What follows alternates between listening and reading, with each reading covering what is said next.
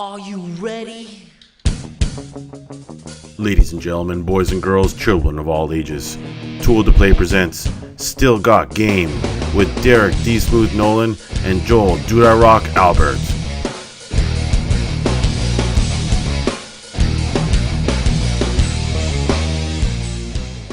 This episode of Still Got Game is brought to you by GoDaddy. Hey now, welcome back, ladies and gentlemen, to Still Got Game, episode 26. Still Got Game is the official podcast of tooltoplay.com.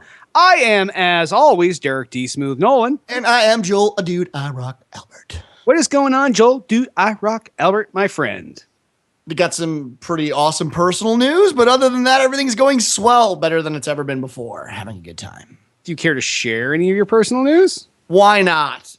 So things have been a little weird lately. I haven't had a lot of time to work on the site, and that is because I just get a job offer to move my ass from Chicago all the way out to sunny California. So I'll be moving myself, the girl, the dog, and all of the belongings out there within the next month. So it's kind of a quick move, and I got to get all my shit together. But yeah, I'm moving to California. So time difference, weather difference. I can't wait. It'll be exciting. So I will be in the San Francisco area, near all of the cool hipster people like Twitter, Facebook, and all the other things that consume your day every day for too many hours a day. Nice. Good That should be stuff. exciting. Very exciting. Very cool stuff. Can't wait to do it. Very nice. Very exciting. What about you? What's going on with you? Nothing. We're just hanging out here in the cold. Yeah, Fucking it's fighting half it a- off, fighting it, punching the snow. But punching snowflakes doesn't do a whole lot of good. No. In case you didn't know that. Just gets you. You just have cold hands. Yeah. Your fingertips start to get cold. They get numb. You can't really punch it. So as much as we try to punch it in the fucking face or punch it in its turkey neck, it doesn't work. So we're waiting for the cold to go away. But we're hunkered up here and we're watching TV, watching movies, playing video games, doing all the usual, hiding out.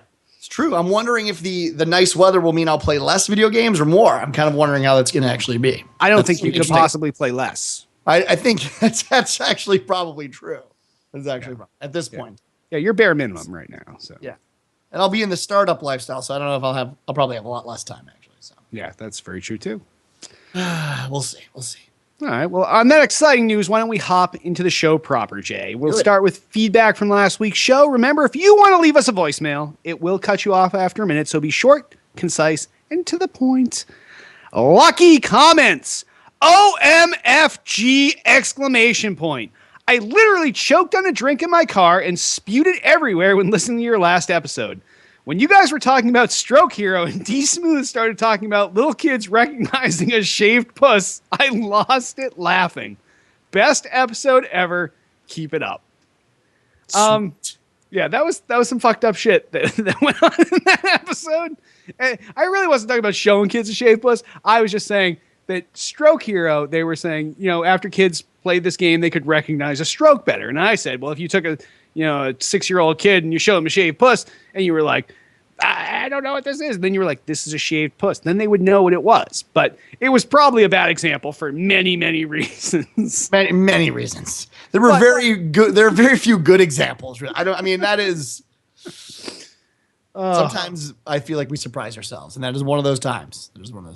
Yes. But if it made this person spit their drink all over their car, this guy or girl, That's it. lucky, then it was well worth it. Perfect. That's exactly. All right. Radically free comments. Humor level in last week's episode was off the charts. It was like an 11 on on the Spinal Tap amp. You guys rocked it.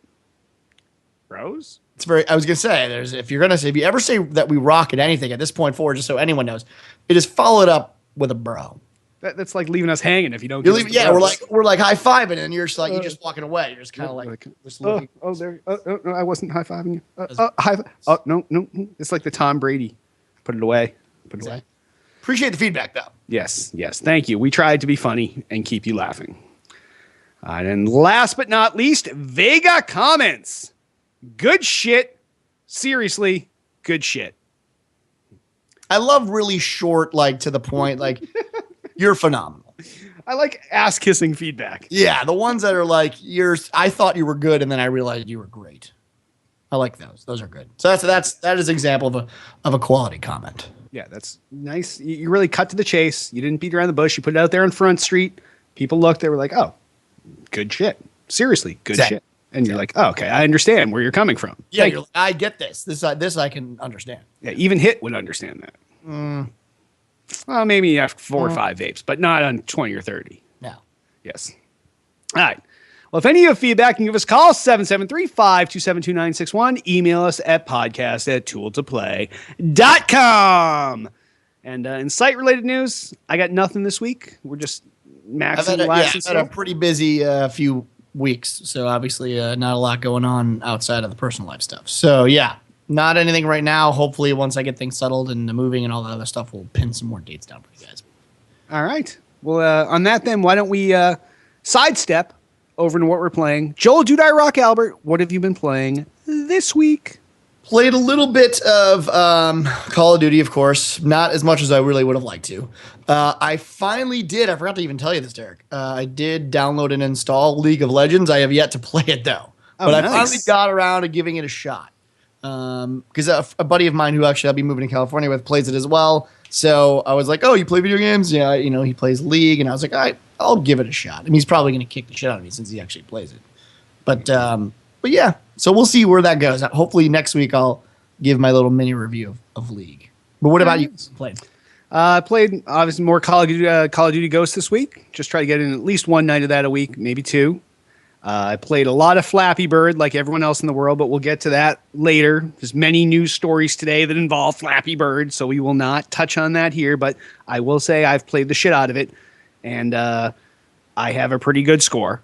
And last but not least, Tiff and I played through a couple missions of Lego Marvel. We had started that a while back on the Xbox One, just hadn't gotten back to it. And this past weekend, we kicked through 2 more missions on that. So hopefully finish that up. But I got to get that out of the way so we can pick up the Lego Movie, the video game, Lego Movie, the movie video game. It has some weird name, the one we talked about last week, because we want to get into that because that movie was fucking awesome. And just as a side note, whether you're an adult, whether you're a kid, whether you have kids, whether you're a kid with kids, an adult with kids, an adult with grandparents, this movie fucking appeals to everybody. It's fucking hilarious.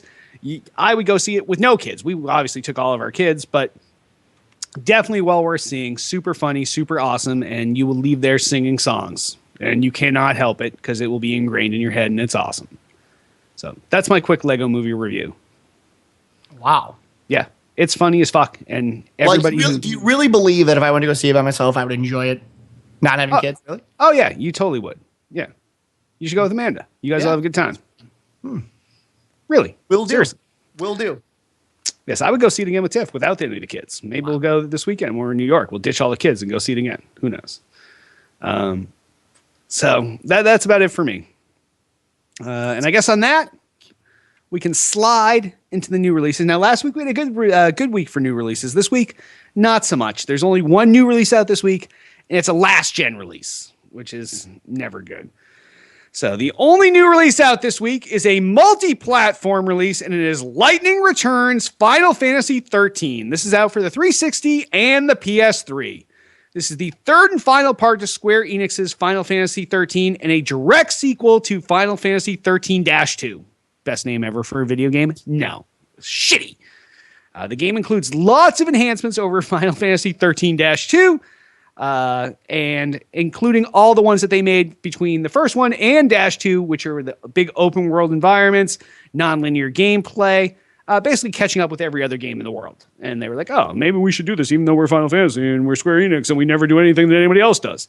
Since it's a last-gen game, the amounts of shits that I give about this game is somewhere between, it's right between 1 and -1, and it cannot be either, and it has to be an even number value, because that's 0 shits. 0, it's fucking last gen. Who wants this? Nobody.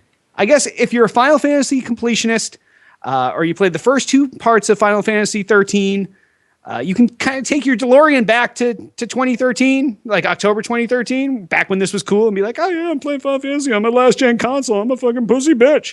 But yeah, it's not for me. I'm done with that thing. That console's dead to me. Both of those. It is the thing that no one wanted, that no one asked for, and it's also delivered late.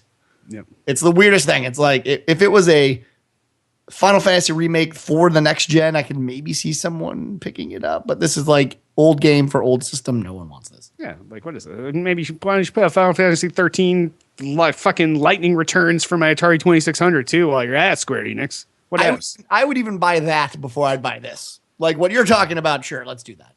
Yeah, why not? Yeah. Last gen consoles blow. In case you didn't know, and I'm not. It's not like we didn't love them before. It's just there's something better now.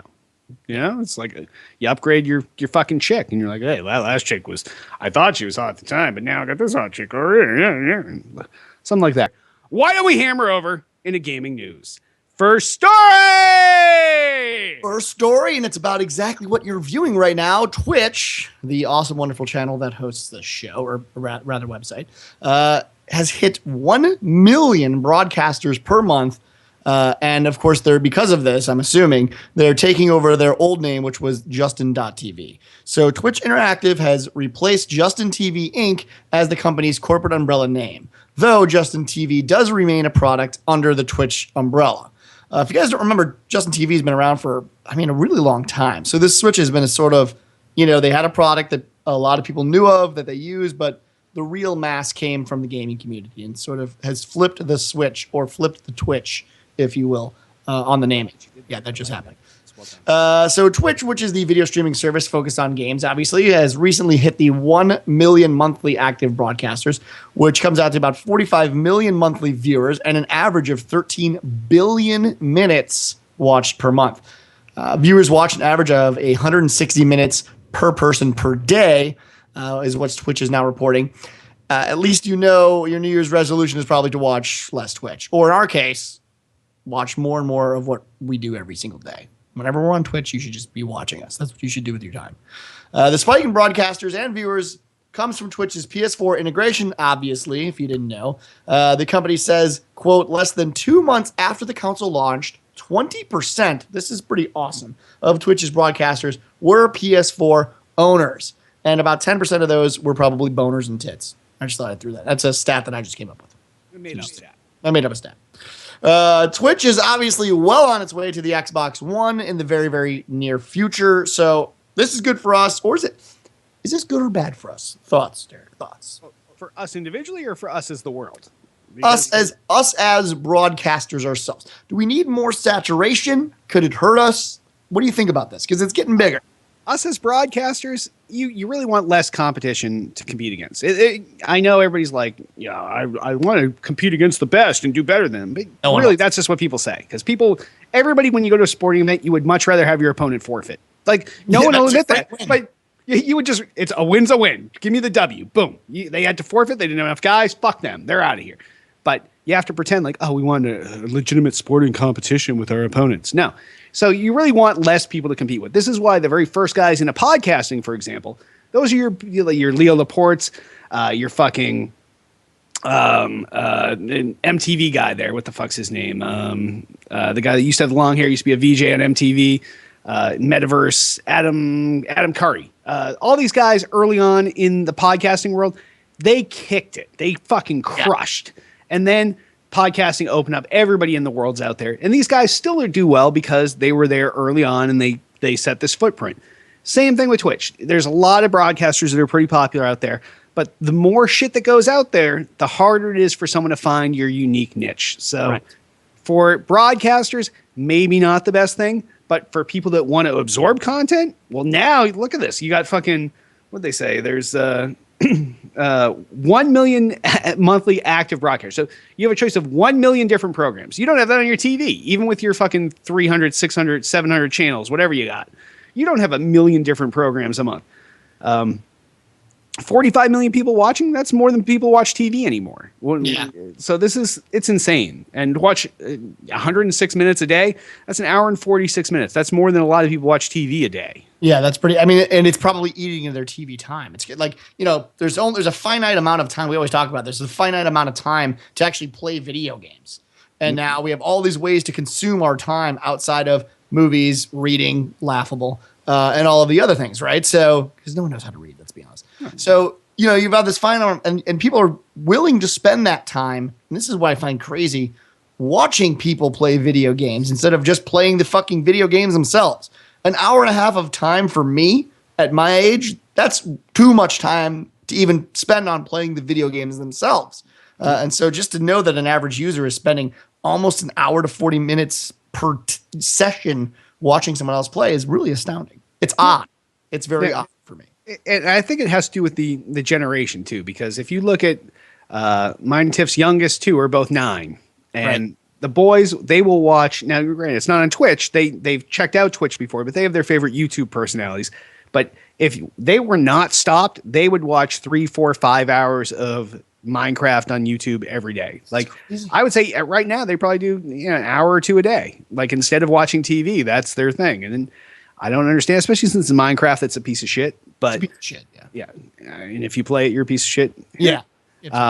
But yeah, they love it. They watch it, and I don't understand. But I get home from work, and I know that I only get home at 4. I'm going to bed at 1. Right. That's a finite amount of time, and I want to make sure I fit in some TV, maybe some movies, definitely some video games. I can't afford to any Twitch time I have is not going to be to watch someone play a game. It's going to be to watch a show like this, something that's unique content that I cannot get from playing a game myself. Right. I totally agree with that. Like I'll watch a lot of stuff on Game Breaker TV.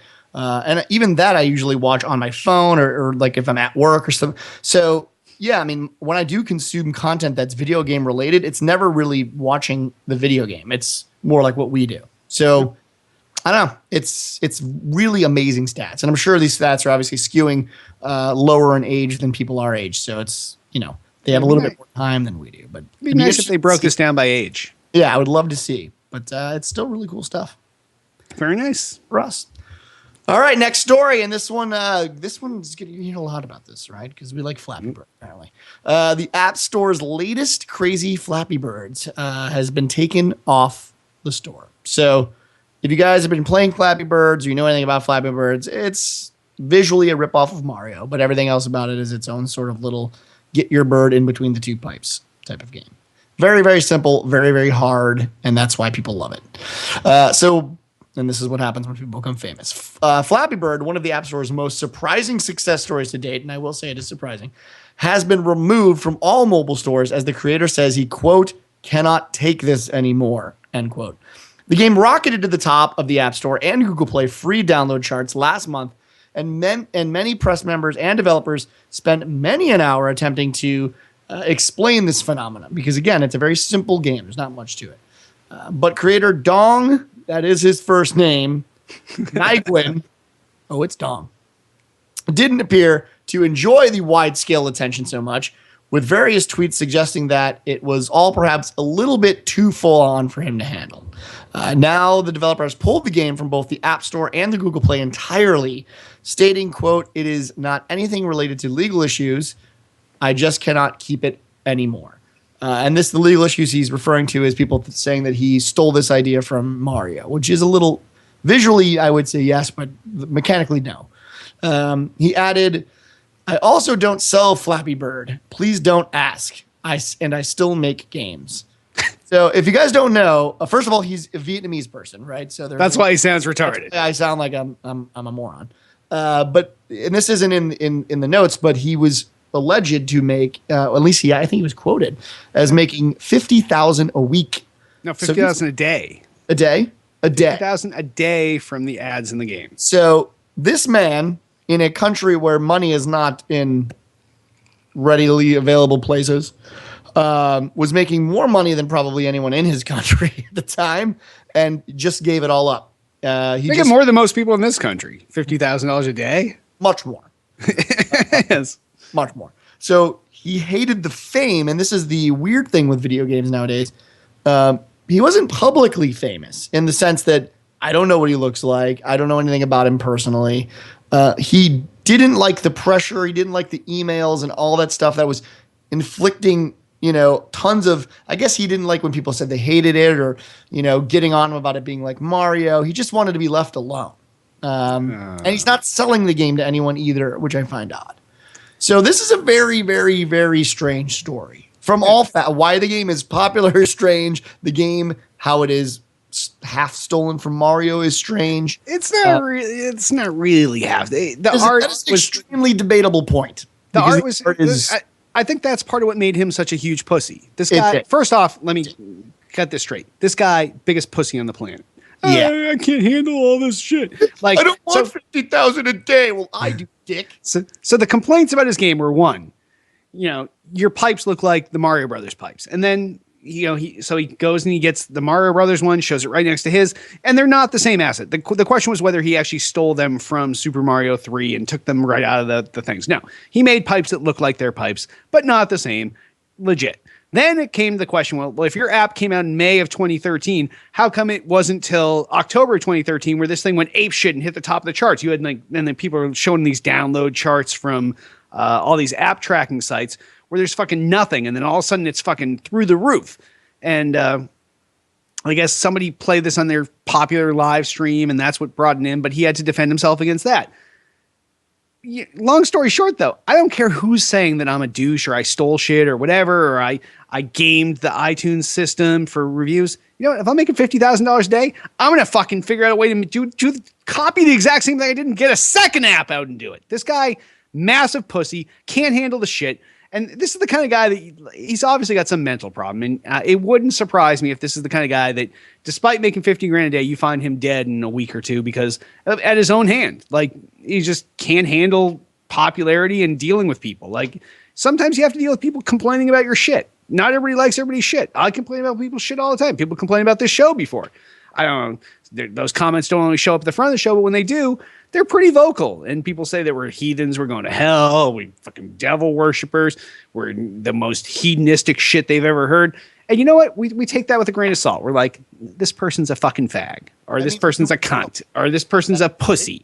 Like, we don't care. Like, we don't give a shit what people think about us, and we kind of kick it back that way. So, I don't know. This guy should have had thicker skin, and that's his problem. Just call people names. It doesn't matter. You can call people a cunt nowadays, and it's not necessarily a cunt. You can call people a fag, and it's not homophobic.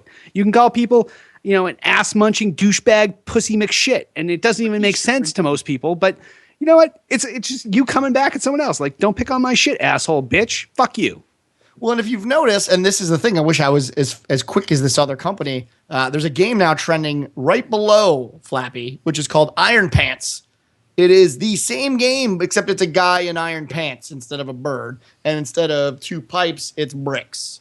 Now, that guy's my homie. I want to give that guy a high five. Because he's capitalized. If you guys don't like Flappy Birds, or you love Flappy Birds, rather, just go get Iron Pants. You're fine. You got Iron Pants, you're fine. Or if you're lucky enough to have already had download Flappy, it still stays on your phone. You don't lose it. Now you can still compete with me. Game Center _DSmooth_ compete. Fucking lose. We can make Flappy pussy and just have these pussy lips. Okay, that's right. I said that on our live show. Boom. Damn it. You need to learn to edit better, frankly. All right. Anyway, so that's the Flappy story. So we're moving on. Next story. Batman Arkham Origins team is prioritizing DLC over game bug fixes. Now, this is kind of shady. And this comes in via joystick. The Batman Arkham Origins support page is full of frustrated players after community manager Mercury wrote that the Origins development team would be focusing on completing story DLC instead of fixing the game's numerous game-breaking bugs. So, quote, the team is currently working hard on the upcoming story DLC, and there are currently no plans for releasing another patch to address the issues that have been reported on the forums, end quote. This is from Mercury, their community manager. Quote, if we do move forward with creating a new patch, it will address the progression blocking bugs for players, not the minor glitches that do not prevent one from continuing to play. The issues that are not progression blockers will unfortunately no longer be addressed, end quote. This is fucking bizarre. Unfortunately, it is not the first bad news for Bat fans. Those who purchased Arkham Origins on the Wii U recently had the story DLC from the game canceled, which, I mean, if you guys have been following the show or following Nintendo, you probably know why that is, because no one's playing it. So bad news from the developer, more signs to come. I mean, people love this team. And this is really, I don't know, this is bad news bears. Sorry, what do you think? This is such bad form.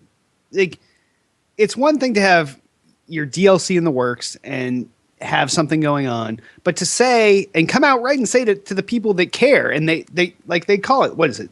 Game breaking DLC or critical. Like, people have problems playing the actual game because of this, the bugs in the game. And they're like, we'd rather put out DLC for the game, which we can sell to people and make money off of, than fix these problems that prevent you from playing our game. Like, think of any other time where like, it'd be if you went to your car dealer to get your car fixed, and they're like, we could fix your car now, but instead we want to sell you a roof rack. Like, it just doesn't happen. It's so ludicrous. Like,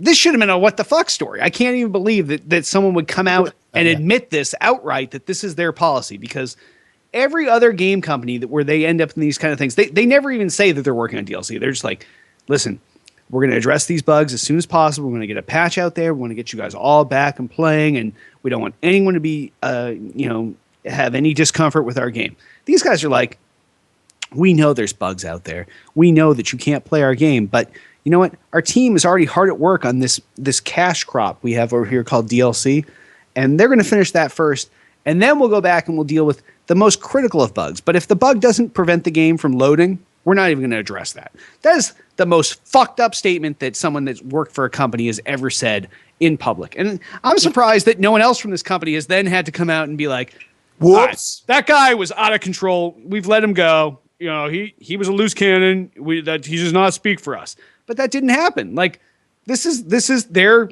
canon now. This is how we roll. I don't understand. Just say no to our customers and tell them to go fuck. The thing with me that really gets me is they're already admitting that there are progression blocking bugs, and they're saying when or if we even get to those. Like, there are things in the game where you will get to a point where you can no longer play the game that you fucking paid for. And instead they'll sell you DLC that you can't use because you can't get past the point that you're at. That is so mind fucking me right now that I can't even come up with the words to explain how disappointed I am. It's just, it really should have been the what the fuck story. It's news, and it's big news, because obviously this is causing a big outrage in the gaming community, but it's also what the fucky. Like literally that should have been the what the fuck this week. We could have swapped everything up, but it is what it is. Unbelievable. Well, fuck them. Next story, iPhones with or an iPhone, I should say. I know that there's one big one. So an iPhone with Flappy Birds on it, after they took it down, was on sale on eBay for $90,000. $90,000 was the bid. Bizarre. Hit game Flappy Birds, that was withdrawn from the App Store yesterday, leaving some entrepreneurial eBayers users spying a gap in the market, because obviously you can't get your Flappy Birds anymore. You might as well pay for it. While the game is no longer to be downloaded, it obviously can still be played from smartphones that already have it installed. So a couple people from eBay figured, why not throw up my iPhone with my Flappy Birds on it? By the way, I got my Flappy Birds right here. Oh, that's worth a shit ton of money, motherfuckers. Apparently, some people were actually bidding on it. The bidding started at $750 last night.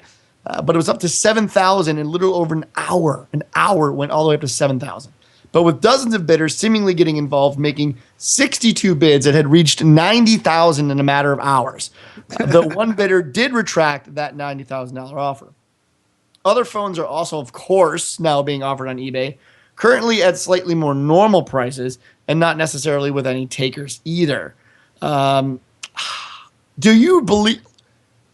Is there really someone that made this offer with the intention of buying it? Is this a marketing ploy? If so, I don't understand. I mean, what do you think about this?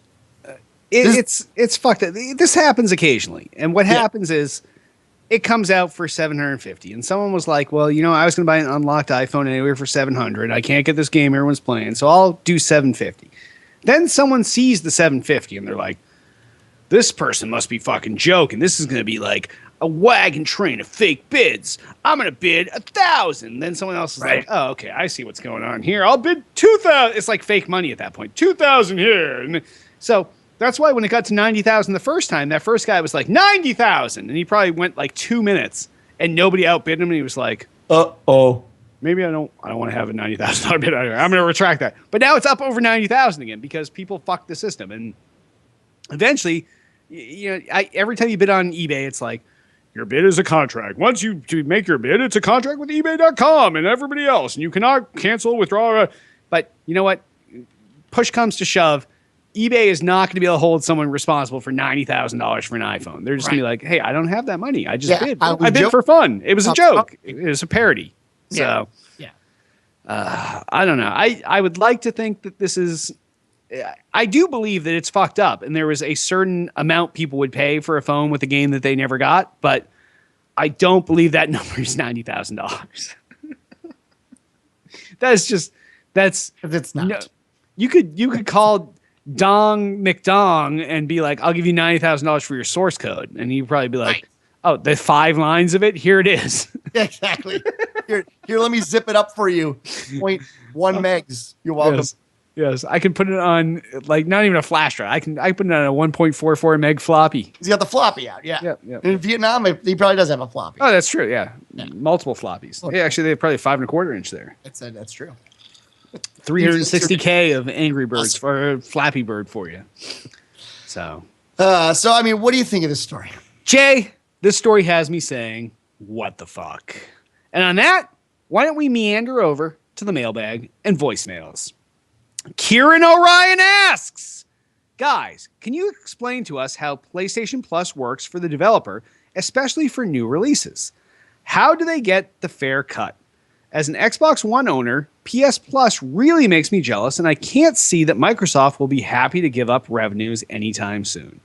Well, here's the scoop. Since the PlayStation Plus deal started, whether it's the what they call the Instant Game Collection or just the sales they have every month, the developers that are involved in this all have NDAs and they can't really disclose anything. But there have been certain statements made by certain developers and there's been certain statements made by Sony.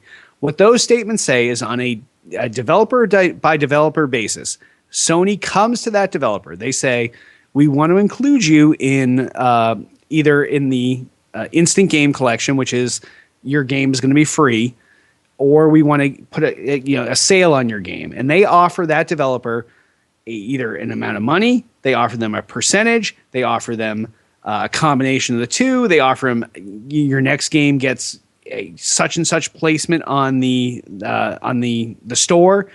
All these things are in play, and it's totally negotiable, different on every single title. Now, what happens with some developers is they say, okay, I had my title out there, it was an indie title, and it wasn't selling shit.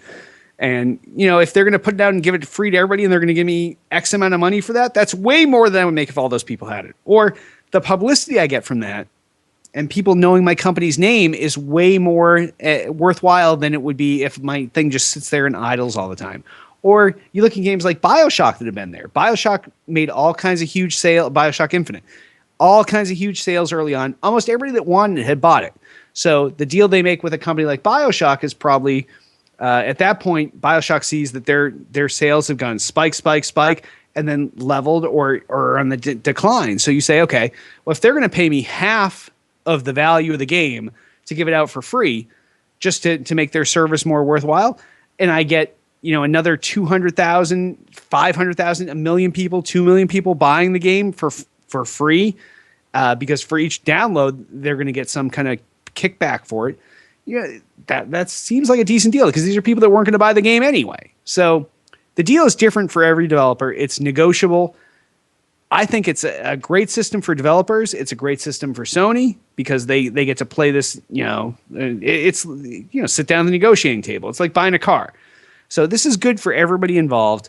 It's good for the gamer because you either get your Instant Game Collection, which is your free games, or you get these massive discounts on tons of other stuff every month. I don't know if Microsoft has what they need to be able to pull this off. You need someone that's going to individually each month cull through the whole list of software out there, pick and choose the things that they think are legitimate for customers that would bring people in, and then go shop and negotiate these deals with everybody. And you need a whole team of people because you want individual people on your team negotiating these deals with each company.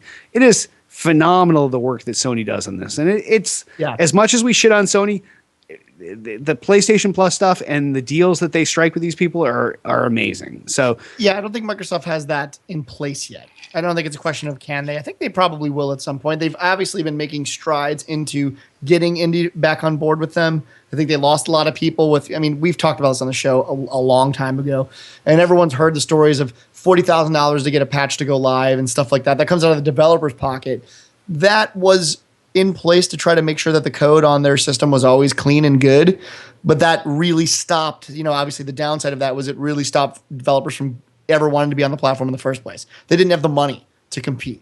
And they've really released and sort of let up on a lot of that stuff. So I think in the future you might see it going down that route, but they never had the infrastructure in the first place to do what Sony's already been doing for a while. No, and you need a dedicated team of people that can go. You have to build these relationships with each developer, and then do this crazy negotiating game. Where for some developers, they're probably willing to take a flat fee. They're like, okay, my indie game came out, it sold while it was the new game, and then it hasn't sold anything since then. So if they're going to offer me $50,000, $100,000, I'll take it. They can give it away for free.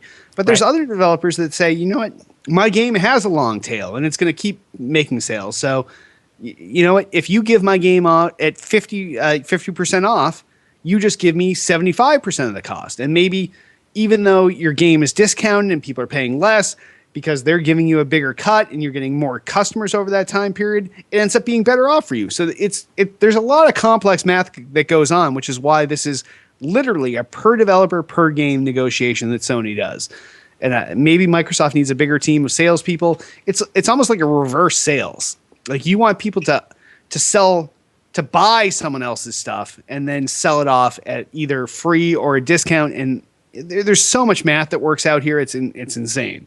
But Sony seems to have this down, and they wouldn't be doing this if they weren't making money, because what the deals they make drive PlayStation Plus sales. So they have to take that into account as X. Y is what they're paying out to the developers or the publishers for the games, and for this whole thing to work out, they have to be making out on the top end of this. They wouldn't be doing this if they weren't making money. So I don't know. Microsoft, they could definitely learn from this, but they need an entire dedicated team for this. It'll take some time.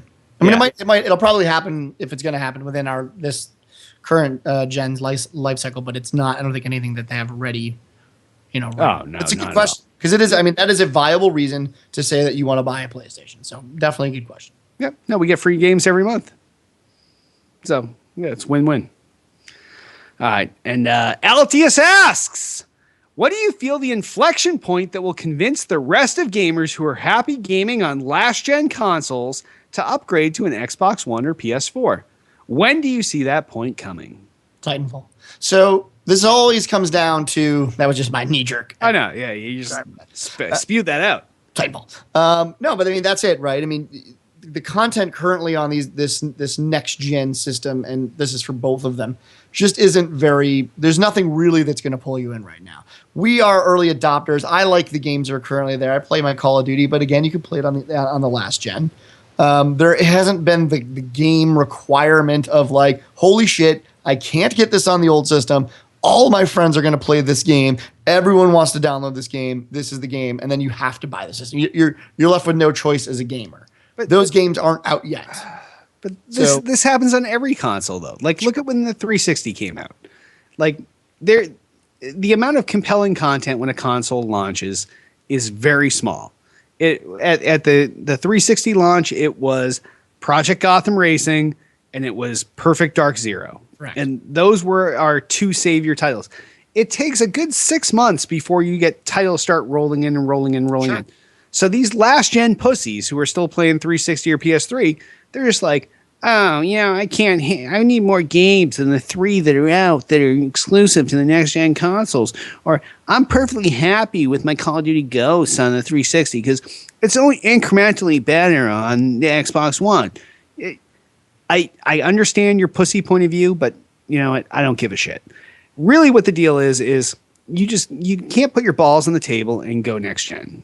It's what you're waiting for, and the inflection point that Altius is asking about is when there's a significant amount of games coming out month after month after month after month, which is what you're used to, or what you think you're used to, on the last gen consoles. Because really, what people are saying is, oh, the titles need to be coming out more and more often. I need to have more downloadable content, and every month I need to have new games. Well, really, there were new games out every month for your last gen console, but how many of them did you really buy? Did you really go out every single month and buy a title? Probably not. But you felt like there was some benefit to you because you saw new titles coming out every month. I believe that people have actually played probably the same amount of games, different games, than they played last gen versus this gen.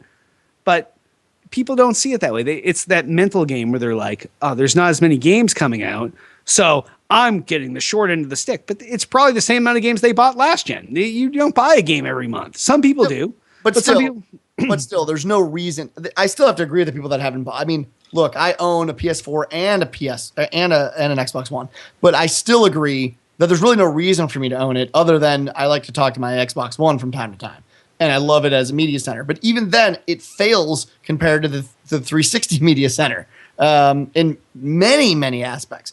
So, we really are early adopters. We are beta testers. I'm okay with that. I mean, part of it is I buy these things right away because I like to get them right away. I totally understand if you don't want to buy an Xbox One right now because there really is no reason to own one other than to say I own an Xbox One. No, all the TV stuff. Fuck games. The TV stuff alone, I'll tell you. Very good reason. That is a very good reason to get it. Right. But if I you're would have paid my bills to walk in my house and do that. but Xbox if you're on. a gamer, it's irrelevant. And I mean, there's a reason. There's many reasons to buy an Xbox One. Comparatively to PS4 in terms of non-gaming. Obviously, that's kind of the allure. That's what Microsoft was going for. So, if I was to tell you every time that I went out into my living room, I turned on a PS4, that would be a lie. And the reason is simply because when I go out to my living room and I want to watch TV, I boot up the Xbox One. In fact, anything I'm doing on that TV in the living room has the Xbox One powering it. So there is certainly, outside of video games, a reason to buy an Xbox One right now.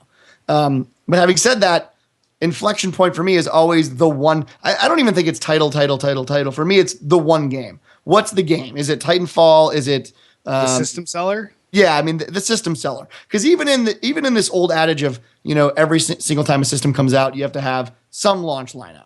At least Perfect Dark Zero and Project Gotham, those were new games on that system, not backported. The problem with this system is you have Call of Duty, Battlefield, and all these other games that are also available on the old system. And it does a great service to the people that don't want to make that $600 leap, but it does a disservice to the new system because it means, well, now you don't force them into that new system. The great part of it, I'm not saying that they should have done this, but they could have been like, you know what? Fuck everyone that doesn't have a new Xbox One. Call of Duty and Battlefield 4 will only be available on this next system. That would have driven sales. I mean, it would have. But then they probably did the math and figured, well, yeah, we'll get a lot of sales, but why not support all this? This is a lot more money to get them to buy these games. And of course, that's the third huge kickbacks from Microsoft. Yeah. And yeah, absolutely. So for me, inflection is always going to be the Titanfalls and all the big games that you can no longer get on the old system. So, I mean, it's a great question. It's always but even Titanfall is 360 and Xbox One. True. So really, it's not until we get to Destiny. Yeah. All next gen all the time. Fuck your last gen shit. Yeah. So it's a great question because I think there's a lot of people that are still on the fence. And I have friends daily say to me, hey, Jay, I know you bought that new system. What are you playing? And I say, well, I'm not playing anything, but really I am totally happy with my purchase. And I think that's what they're surprised to hear is that I'm not really playing any more games. I am actually playing more video games ever on a console because I was playing none before. But outside of that, I'm using the system on a daily basis for TV, for, movies and all the other stuff that the Xbox One is used for. Yep. So, who knows? That is a great question. Yeah. It's a nice question, Altius. You, like I said, you ever want a prize from the show for giving us something every single week, let us know and we'll hook you up. If you need any feedback, give us a call, 773-527-2961. Email us at podcast@tooltoplay.com. You can also comment on this episode's thread on the Tool to Play homepage. Sponsors! Remember, by supporting our sponsors, you help support Still Got Game. GoDaddy! Starting at just... fucking fuck! This is what you get for the live show. People at home, This is going to be totally flawless read for you. GoDaddy, starting less than $5 a month, web hosting from GoDaddy.com, includes 99% uptime, 24/7 support, and free access to the GoDaddy hosting connection. The place to quickly install over 50 applications like WordPress, Joomla, Drupal, EarOS Commerce, and more. Go to tooltoplay.com/GoDaddy for great deals on new .com registrations or renewals, starting at just $1.99. Some restrictions apply. See site for details. Get your piece of the internet at GoDaddy.com. And if you'd like to sponsor us, email us, call us, podcast@toolplay.com, 773-527-2961. Tell us what you want to sell. We'll tell you what you're going to pay us. We'll sell it. You pay us. Boom. Done.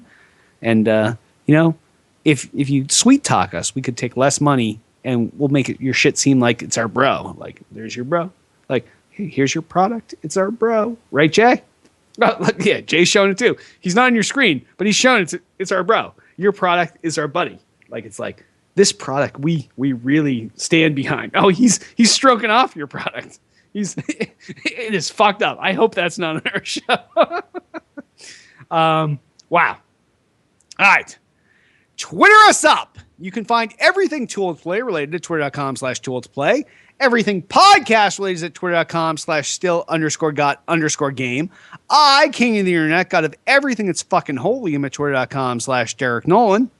You can find me at twitter.com/dude_I_rock. Facebook the fuck out of us. Facebook.com/Tool to Play. Facebook.com/Derek Nolan. Facebook.com/dude_I_rock. Also hit up our YouTube channel, youtube.com/Tool to Play. All of our video content is there, whether you're looking for Still Got Game, our premiere show from Tool to Play. You're looking for our least premiere show, Thick and Thin with LB and Duty. That's there too. Or Hits Quick Hit Motherfucking Hit Shit and the fucking shits. Hits show that he renames every time he gets high. That show is there too. And his show, for those of you who don't know, he buys a new game at midnight. He goes home. He drools over for like 20, 25 minutes before he actually tears in the shrink wrap. He's like, oh my God, it's so delicious. I fucking love this game. I haven't even played it yet. He licks that case a couple times. For those of you audio listeners, I'm pantomiming the licking of the cellophane. Then he finally tears it open. He breaks out the game. He stares at the disc for like 20, 25 minutes, flips it over, looks in the mirror while he's taking his vape hit off the back of the disc. Oh my God, look at me vaping. And then he finally puts it in his console. He plays it for 5 minutes and he tells you how much he likes it. So it's really a quality show. I know I make it sound shitty, but Hits Quick Hit. Yeah, it is like, it's compelling content. It's like watching a train wreck. You cannot not love Hits show. So all this stuff is available on our YouTube channel, youtube.com/Tool to Play. Subscribe. You'll be notified when it's there. Also, download our app on the iTunes store. Free. It's a free thing on the App Store. You search up Tool to Play, download the app, get all of our latest forum posts. You get all of our YouTube content pushed right to you. You're like, oh, look, there's a new episode of Still Got Game. Awesome. Or there's a new episode of Hits Quick Shit, Hit Shits. Like, next time I'm fucking all baked and smoked up, I'll watch that because I don't even need to pay attention. Like, either way, you're totally covered because, the app provides you whatever you're looking for from Tool to Play. Also, please rate and review our podcast in iTunes. Go to the iTunes store, search up Still Got Game. And Jay, how many stars do you think they should give us on iTunes? 6,000 stars. Okay, but if the user interface did not allow them to physically select 56,000 stars, because you'd have to scroll multiple pages of stars and then click on the last star. So if they did some user interface design and they tweaked it down, how many stars do you think they should give us? I guess you could go with 5. I mean, that's the lowest amount you could actually do. But yeah. 5 is the lowest, yes. And if you were to give a review to the show, Jay, what kind of review would you give us? Derek, I'd say I was a lonely man, a sad man. I couldn't find my place in this world. But then I came upon Derek D. Smooth Nolan and Joel Dude I Rock Albert, and my life changed. Amen. Birds singing, money flowing in. Women from miles around could smell the scent of a man who had been embraced by the greatest show on the internet. Hallelujah! Praise be to Still Got Game. It's a simple review. Yeah, that is simple. I like that. And that's not that Jay just made that up. He probably was reading that actually off iTunes. That's right here on my screen.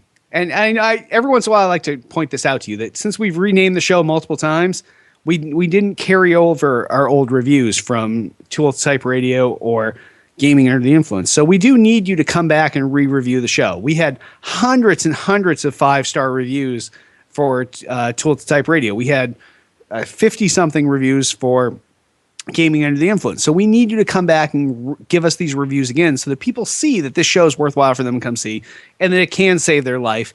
Like that reviewer that Jay just read the review of that really was some religious guy from the South that loved our show and we're his savior. So now for those of you who didn't see that, I touched out on the screen and I blessed him and that guy's healed. So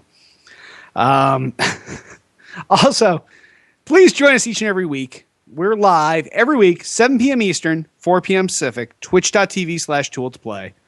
And this show is as cool as this is when you listen to us on iTunes, as awesome as it is for you when you watch us on YouTube. There's something special about being live for this show. Like, I'm looking down at my screen right now and I see chat and I see tons of people in chat. And these guys, they might as well each be reaching over their neighbor and giving them a handy or whatever, because these guys are all having a good time. Yeah, like Joel Dude I Rock. You don't see Joel Dude I Rock Albert because you're seeing the chat. But right now he's giving his 2 neighbors hand jobs because that is what this show is like when you're watching it fucking live. It is just like multiple hand jobs all the time. Good times, good times, good times. And this show treats you right. And you know what? It makes sure you come. It does. I can't believe you're ready to back me up on that. Of all things, like, the kid's been silent all night and he doesn't miss a beat on that, but it's true. Nobody's going to let you not come for watching us live. That's what this is about. It is awesome. Wow. All right. On that, Jay, why don't we wrap this episode up? I am Derek D. Smooth Nolan. And I am curling champion Joel Dude I Rock Albert. Sweep, sweep, sweep. Sweep, sweep, sweep. Sweep, sweep, sweep. Sweep, sweep, sweep. Sweep, sweep.